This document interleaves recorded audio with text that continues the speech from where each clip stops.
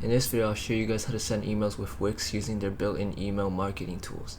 Whether you're promoting a product or sending updates to your subscriber, it's quick and easy to do. First, head over to your Wix dashboard on the left menu. Click on Marketing and SEO, then select Email Marketing. If it's your first time, click on Create New Campaign. You'll be able to choose from dozens of templates, or you can start from scratch. Once you've picked a template, enter your subject line like sender name, and then use customizing the email. You can drag and drop images, text, buttons, and even link directly to your Wix store or blog. After designing, click Next and choose your recipients. You can send the email to all your contacts, specific groups, or manually add emails. Make sure your contacts have opted in to receive messages to stay compliant with email laws.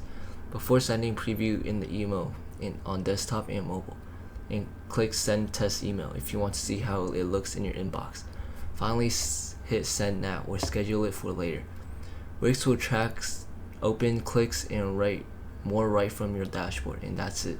You've just sent an email campaign with Wix. Like and subscribe for more web tips.